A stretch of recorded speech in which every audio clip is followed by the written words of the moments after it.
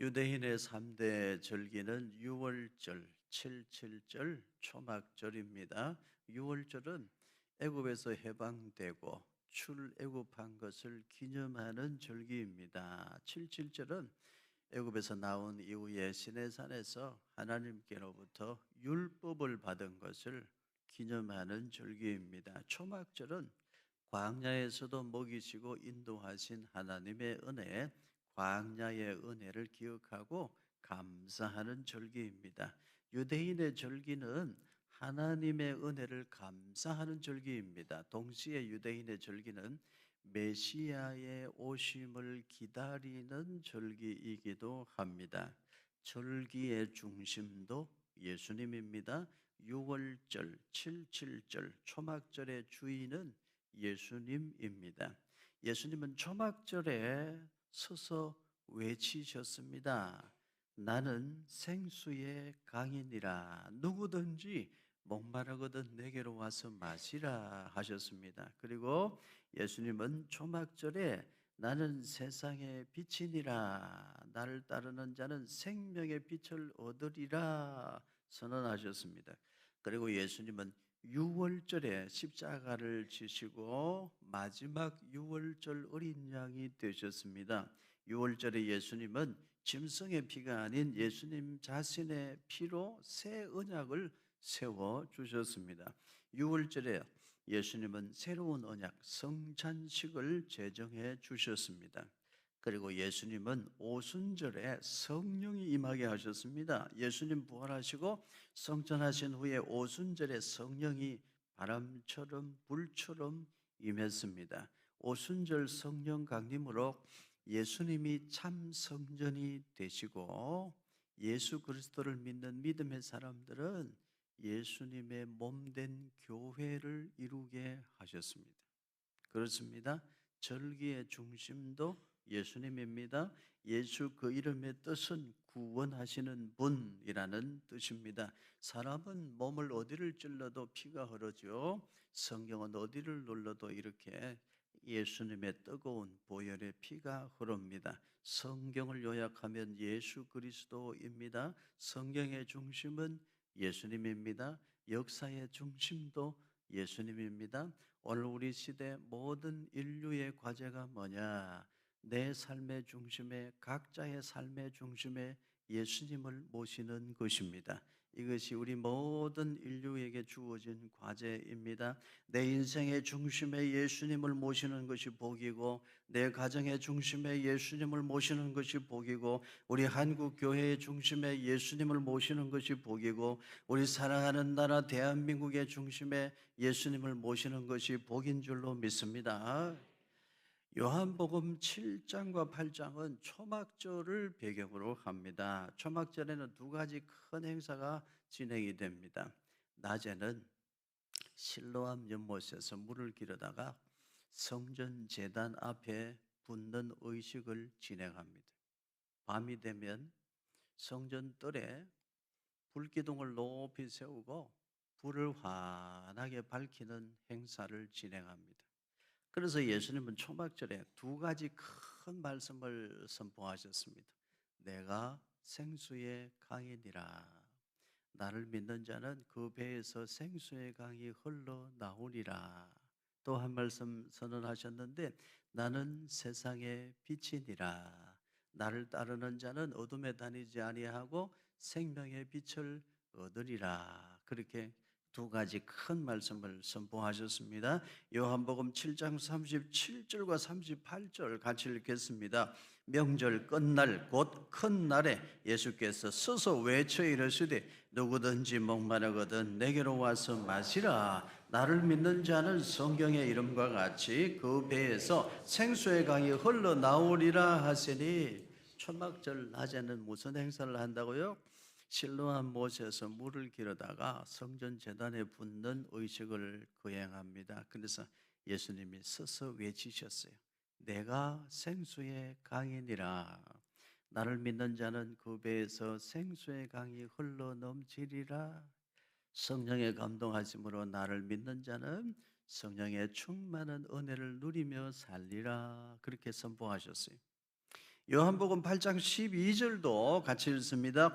예수께서 또 말씀하여 이르시되 나는 세상의 빛이니 나를 따르는 자는 어둠에 다니지 아니하고 생명의 빛을 얻으리라. 초막절 밤에는 무슨 행사를 한다고요? 성전 뜰을 환하게 밝히는 행사를 해요. 특히 마지막 날 초막절 밤에는요, 성전 뜰에 불기둥을 세우고 환하게 불 밝히는 행사를 합니다. 그래서 예수님은 선포하셨어요. 내가 세상의 빛이니라. 나를 따르는 자는 생명의 빛을 얻으리라 말씀하셨습니다. 그렇습니다. 절기의 중심도 예수님입니다. 예수님은 이스라엘의 절기도 완성하시고 율법도 완성하셨습니다. 율법을 완성하시고 성취하시고 율법의 요구를 충족하여 율법을 완성하시고 예수님이 우리에게 새로운 구원의 길, 새로운 언약을 주셨으니 곧 예수 그리스도를 믿어 의롭다함을 받고 예수 그리스도를 믿어 하나님 자녀 되고 구원받는 구원의 진리입니다. 이것이 유일한 구원의 진리인 것을 여러분 믿으시기를 바랍니다. 오늘 말씀은 예수님께서 초막절에 두 가지 큰 말씀을 하셨죠. 나는 생수의 강이니라. 그리고 한 말씀 무슨 말씀하셨죠? 나는 세상의 빛이니라 말씀하셨는데 그 두 말씀 사이에 들어있는 에피소드, 그 두 말씀 사이에 들어있는 실제로 역사 속에 일어난 사건으로서의 에피소드가 기록되어져 있는 말씀입니다. 나는 생수의 강이니라, 나는 세상의 빛이니라, 그 말씀 속에 기록된 유명한 사건 이야기가 있습니다. 오늘 우리가 읽었습니다. 무슨 이야기죠? 가늠하다 현장에서 잡혀온 여인의 이야기입니다. 나는 생수의 강이다, 나는 세상의 빛이다, 그 말씀 속에 들어있는 에피소드, 역사적 사건입니다. 요한복음 8장 1절과 2절 우리 같이 읽습니다. 예수는 감람산으로 가시니라. 아침에 다시 성전으로 들어오시니 백성이 다 나오는지라 앉으사 그들을 가르치시더니 초막절 마지막 날 밤에 성전뜰에 불기둥을 높이 세우고 성전뜰을 환하게 밝혀요. 성대한 등불 행사를 행하는데 그 성대한 불 밝히기 행사가 끝나고 사람들은 각자 자기 처소로 돌아갔어요. 그런데 그때 예수님은 어디로 가셨다고요? 감람산으로 가시니라. 예수님은 감람산으로 가셨어요. 왜 가셨나요? 기도하러 가셨습니다. 예수님은 초막절 마지막 날 밤에 성대한 불 밝히는 행사를 마치시고 감람산으로 기도하러 가셨어요. 그리고 다시 예루살렘 성전으로 들어오셨는데 사람들이 많이 모여들어서 예수님을 찾는 거예요. 그래서 예수님은 그들에게 다시 하나님 나라의 구원의 진리를 가르치고 계셨습니다. 그때 여기저기 시끄러운 소리가 들려요. 서기관들 바리새인들이 나타납니다. 한 여자를 끌고 옵니다. 그리고 말하는 거예요. 모세의 율법에 이런 여자는 돌로 쳐서 죽이라고 했는데 예수 선생이여 당신은 어떻게 말하겠나이까? 그렇게 말하면서 예수님을 시험하기 시작했습니다. 예수님 당시에도 서기관들 바리새인들 중에 경건한 서기관들 바리새인들도 있었을 겁니다. 그런데 고약한 사람들, 아주 고약한 서기관들 바리새인들, 삐딱한 사람들, 그 사람들이 예수님께 나타나서 아주 고약한 말을 해요. 아주 삐딱한 말을 합니다. 그렇게 예수님을 시험했던 것입니다. 그들이 어떻게 예수님을 시험했을까요? 요한복음 8장 4절과 5절 같이 읽습니다. 예수께 말하되 선생이요 이 여자가 가늠하다가 현장에서 잡혔나이다. 모세는 율법에 이러한 여자를 돌로 치라 명하였거니와 선생은 어떻게 말하겠나이까? 모종의 음모가 있습니다. 간음이라는 건 남자와 여자가 같이 하는 건데 남자는 없어요. 여자만 있습니다. 가련한 여인, 불쌍한 여자만 붙잡혀 왔어요. 이미 파놓은 함정에 걸려든 것으로 보입니다. 여인을 끌고 온 서기관들 바리새인들이 예수님께 무슨 말을 했습니까? 모세의 율법에 이런 여자는 돌로 치라 했는데 예수 선생 당신은 어떻게 말하겠나이까? 이 말이 예수님을 시험하는 말이었어요. 만일에 예수님께서 모세의 율법대로 이 여자를 쳐서 죽이라 하고 하면 당시에는 이스라엘이 로마 제국의 지배 속에 있었기 때문에 사람을 죽이고 살리고 로마 황제의 권한이거든요. 그래서 로마법을 어겼다. 그래가지고 예수님을 어떻게 하든지 죽이려고 하는 의도가 있었던 것입니다. 만일에 예수님께서 이 여자를 살려라, 살려주어라 하면 어떻게 할 작정이었을까요? 모세의 율법을 어겼다. 갈릴리 사람 예수의 사람이 모세의 율법을 부인하고 율법을 어기는 자다. 그래서 사내들인 공회 종교 재판으로 끌고 가서 어떻게 하든지 이래도 저래도 예수님을 죽이려고 의도했던 거예요.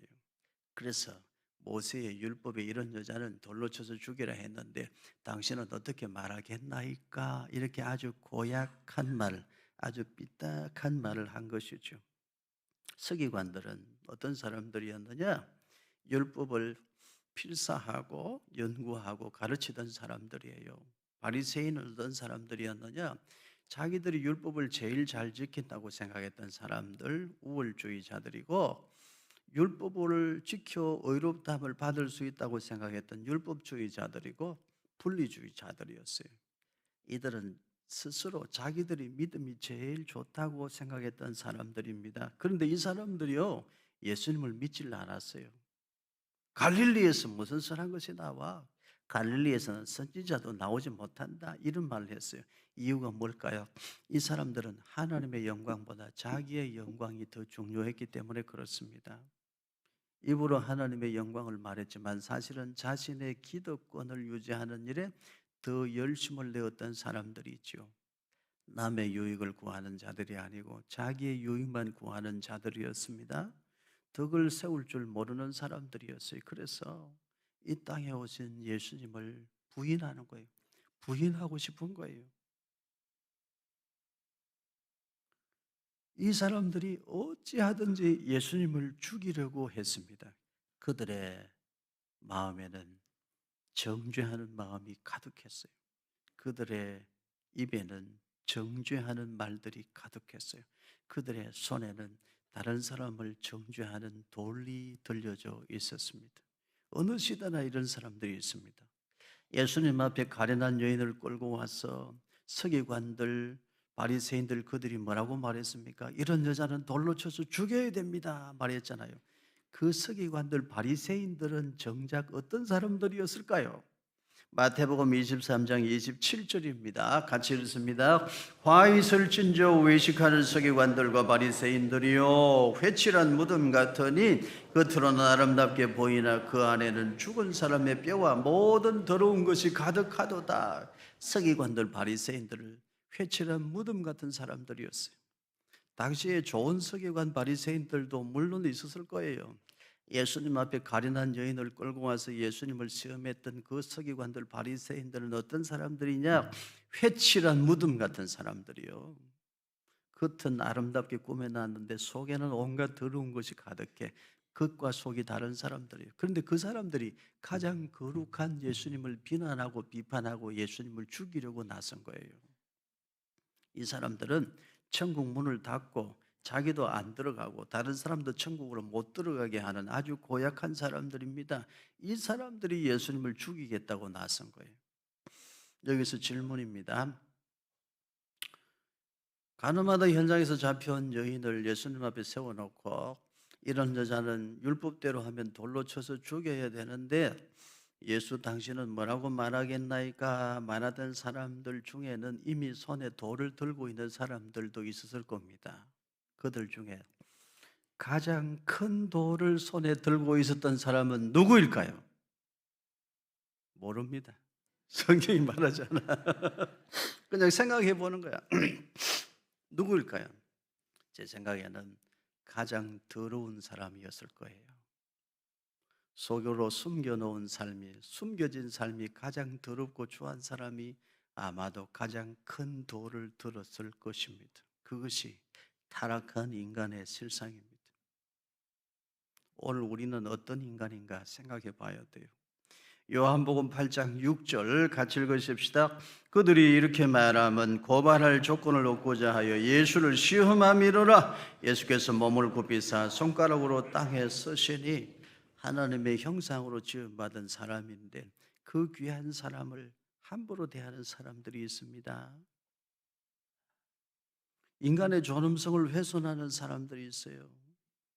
사람은 하나님의 형상으로 지음받은 너무나 귀한 존재인데 그런 사람을 쉽게 모욕 주는 사람들도 있습니다.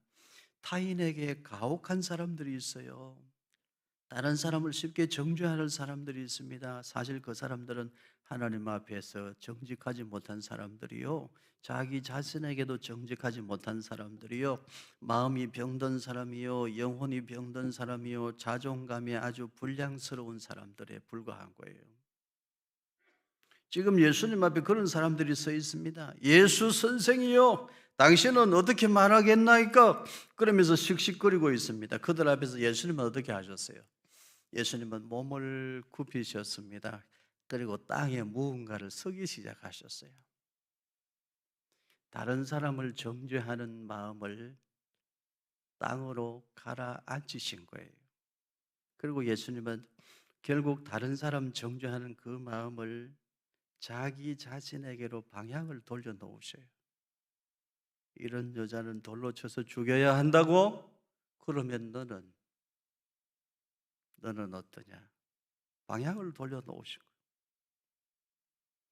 최종적으로는 타인을 정죄하는 그 마음을 자기 자신에게로 향하게 하십니다. 다른 사람 정죄하는 그 마음 그대로 너 자신을 보아라. 다른 사람 비난하는 기준 그대로 너 자신을 점검하고 진단하라. 예수님은 그렇게 말씀하십니다. 몸을 굽혀 서셨어요. 다른 사람 정죄하는 마음을 땅으로 가라앉히셔. 그리고 방향을 돌려 그 마음 그대로 너를 보라 방향을 돌려놓으셨어요. 여기에 예수님의 지혜가 있습니다. 요한복음 8장 7절과 8절도 같이 읽겠습니다. 그들이 묻기를 맞이하려 하는지라 이에 일어나 이르시되 너희 중에 죄 없는 자가 먼저 돌로 치라 하시고 다시 몸을 굽혀 손가락으로 땅에 쓰시니, 예수님께서 땅에 무언가를 쓰시는데도 양심의 찔림을 받으면서도 계속 예수님을 다그치는 사람들이 있었어요. 예수 선생이요, 당신은 뭐라고 하겠나이까? 계속 예수님을 다그치는 사람들이 있었어요. 그들에게 예수님께서 이제 말씀하십니다. 너희 중에 죄 없는 자가 먼저 돌로 치라. 그 말씀을 하셔요. 예수님은 방향을 돌려놓으셨어요. 다른 사람 비난하고 다른 사람 정죄하는 마음을 그대로 자기 자신에게로 돌려놓으셨어요. 이 여자를 돌로 쳐서 죽여야 한다고?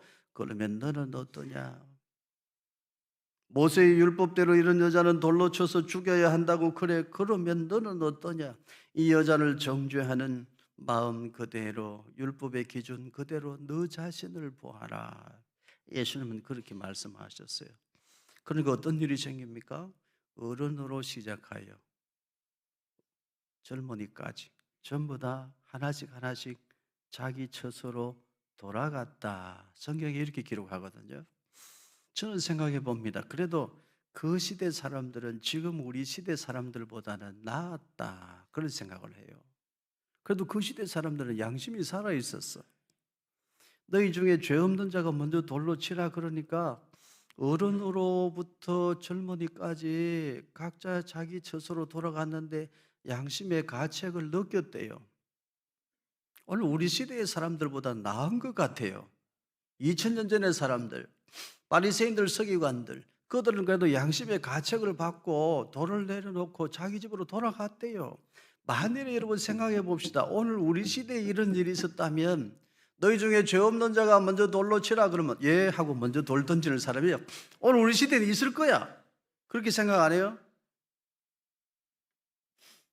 자기 죄를 숨기고 싶어서, 자기는 마치 의로운 사람이냐, 자기는 죄인이 아니냐, 얼른 돌 들어서 던지는 사람이 우리 시대에는 있을 것 같아요. 요즘 보면 그런 것 같아요. 2000년 전에 예수님 앞에서 씩씩대던 사람들, 서기관들, 바리새인들, 그들이 어쩌면 오늘 지금 나보다 나은 사람일지도 모릅니다. 오늘 어쩌면 우리는 2000년 전에 그 서기관들, 바리새인들보다 마음이 더 강팍한 인간이 되어 버렸는지도 모릅니다. 우리 자신을 더 깊이 살펴야 됩니다. 여기서 또 질문입니다. 그렇다면 예수님께서 한 번도 아니고 두 번이나 땅에 무언가를 쓰셨는데 그때 예수님께서 땅에 무엇을 쓰셨을까요? 이것도 모릅니다. 성경이 밝히고 있지 않아요. 아마 율법의 한 구절을 쓰셨을 것이다. 십계명을 써 내려가셨을 것이다. 하나님은 사랑이시다. 용서할 줄 알아야 하나님의 사람이지. 아마 이런 문장을 쓰셨을 것이다.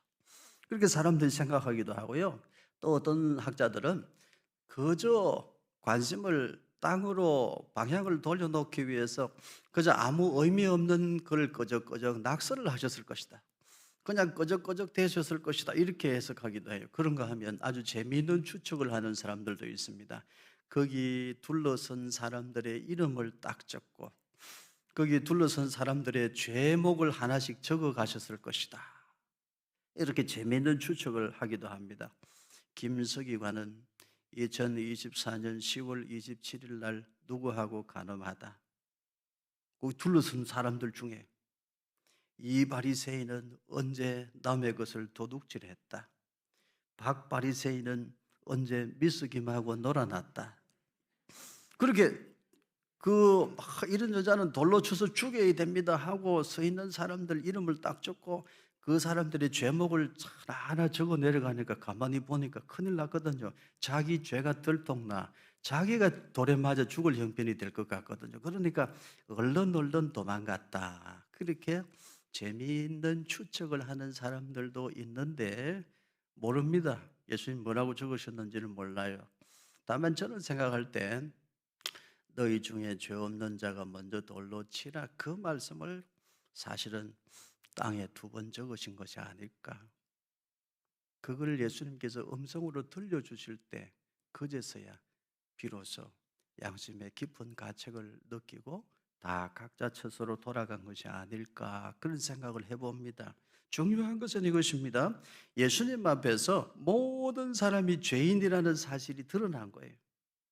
모든 사람은 용서받아야 할 죄인이고 구원받아야 할 죄인이라는 사실이 드러난 겁니다. 그래서 지혜로운 사람은요, 다른 사람 정죄하는 사람이 아니고 겸손히 먼저 자신을 살필 줄 아는 사람입니다. 요한복음 8장 10절과 11절 같이 읽겠습니다.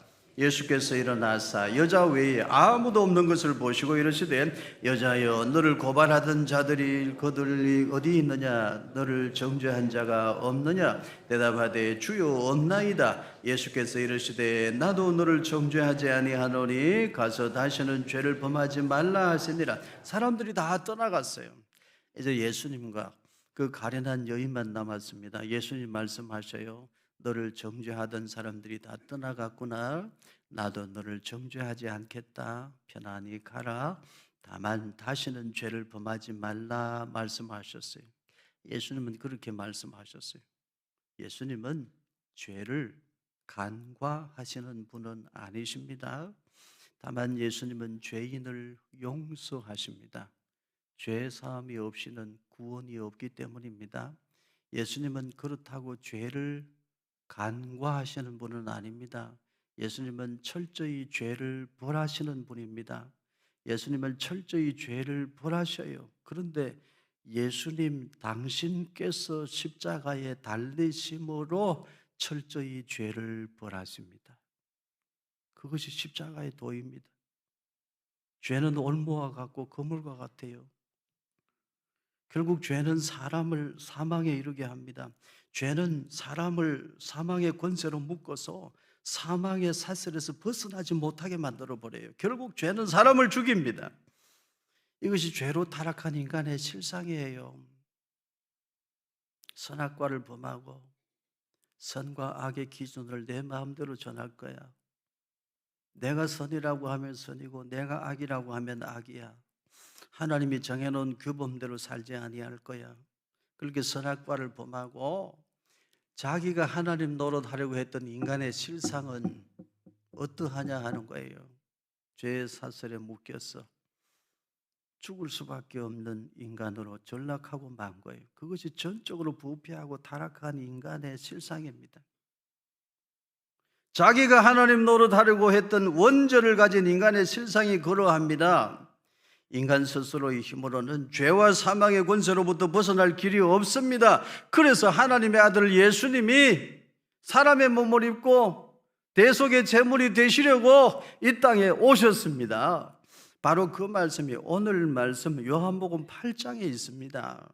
요한복음 8장 31절과 32절입니다. 우리 같이 읽으십시다. 그러므로 예수께서 자기를 믿은 유대인들에게 이르시되 너희가 내 말에 거하면 참으로 내 제자가 되고 진리를 알지니 진리가 너희를 자유롭게 하리라. 진리가 너희를 자유롭게 하리라. 그 진리입니다. 해 알레데이아라고 되어 있어요. 그 진리를 알지니 그 진리가 너희를 자유롭게 하리라는 말씀입니다. 요한복음 8장 36절 같이 읽으십시다. 그러므로 아들이 너희를 자유롭게 하면 너희가 참으로 자유로우리라. 그 아들입니다. 그 아들입니다. 호휘오스, 그 아들입니다. 그 아들이 그 진리입니다. 예수님이 진리입니다. 길이요 진리요 생명이 되시는 분은 예수님이세요. 그 아들이 그 진리입니다. 그 진리를 알면 자유하게 됩니다. 이것이 복음입니다.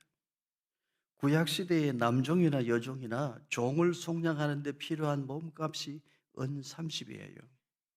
예수님은 은 30에 팔려 십자가를 지셨습니다.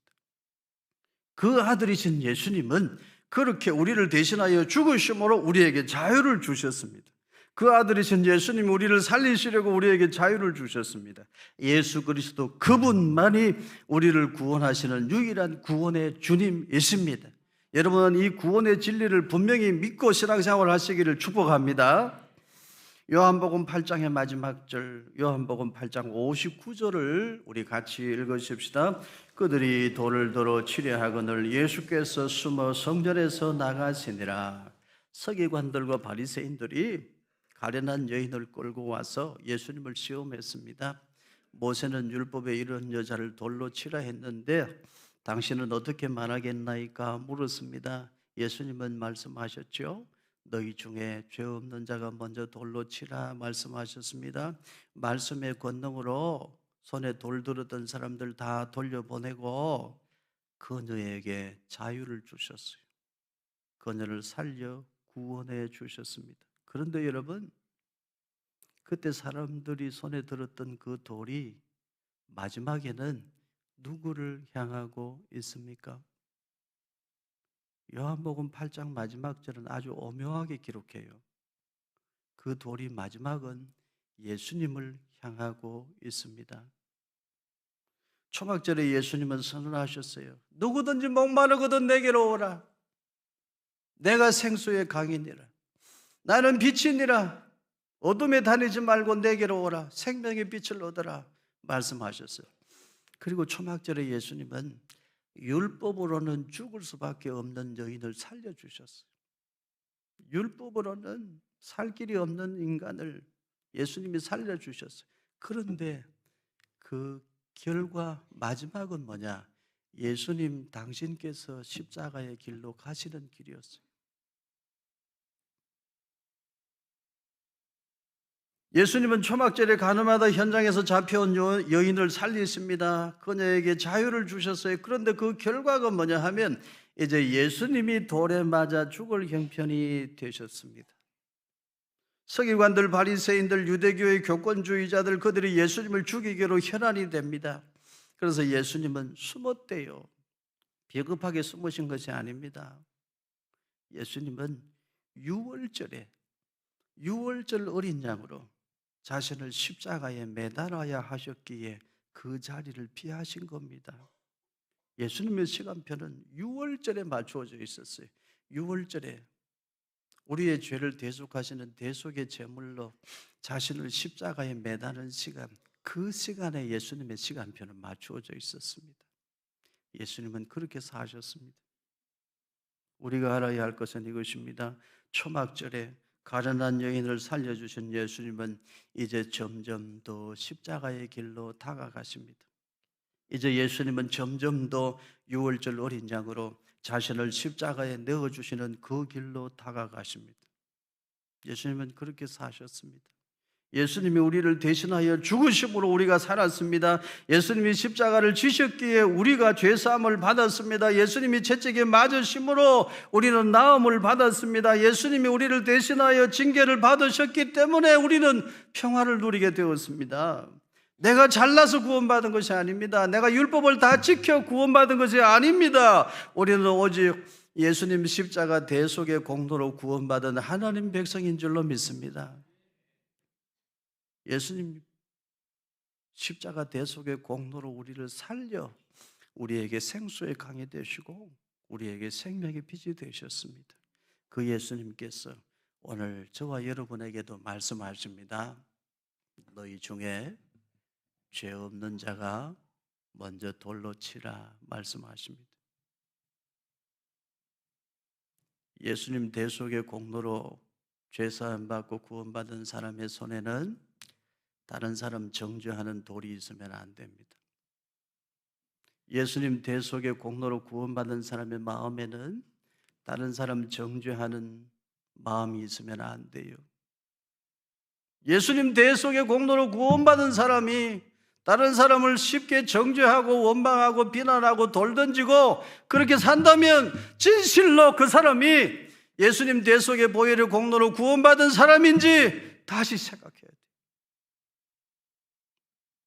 우리를 살리신 예수님은 오늘 저와 여러분에게도 말씀하십니다. 너희 중에 죄 없는 자가 먼저 돌로 쳐라 말씀하십니다.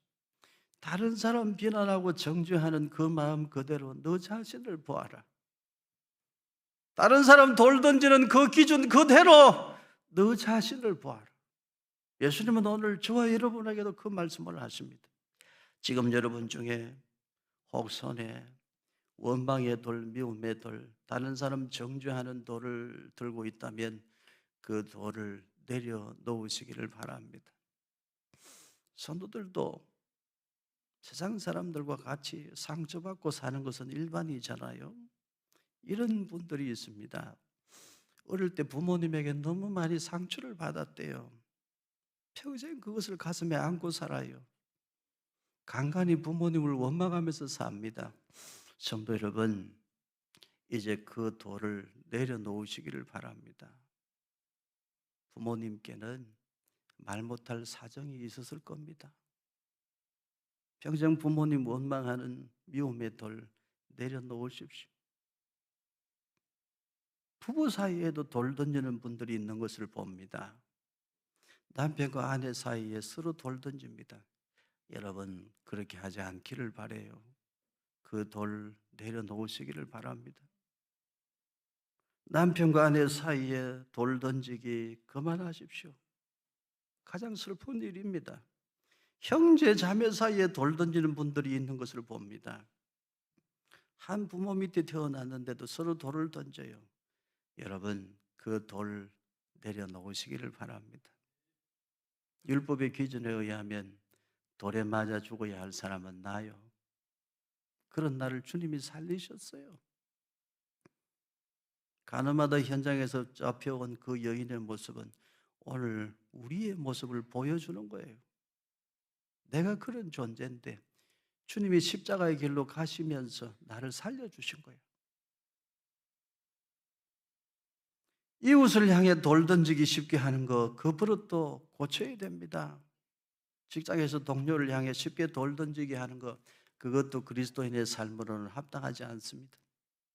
인간이 얼마나 부끄러운 존재인가 하면 추한 사람일수록 다른 사람 더 나쁘다고 말해요. 더 더럽다고 말해요.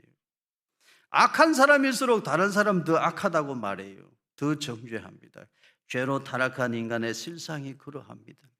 사람들은 가늠하는 현장에서 잡혀온 여인에게 돌을 던지려고 했습니다. 그렇지만 정작 돌에 맞아 죽어야 할 사람은 자기 자신이었습니다. 예수님은 그것을 보게 하셨어요.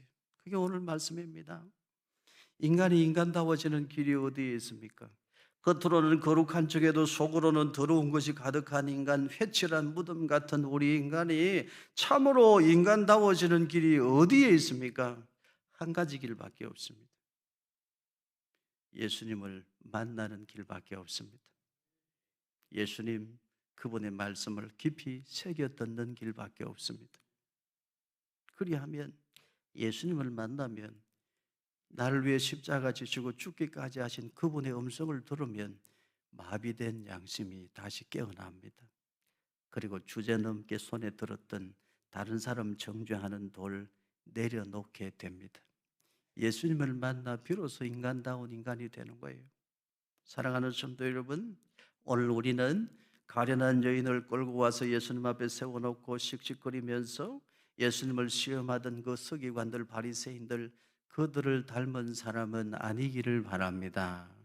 그런 사람 닮아가지 않기를 축복합니다. 예수님만 닮아 가십시다. 예수님만 사랑하며 살기를 바랍니다. 예수님을 깊이 생각하고 삽시다. 미움의 돌은 다 내려놓고 살기를 바랍니다. 그래서 복음의 길을 만들고 전도의 문을 열고 우리에게 주어진 인생을 참 복 있게 아름답게 살아가시기를 주님의 이름으로 축원합니다.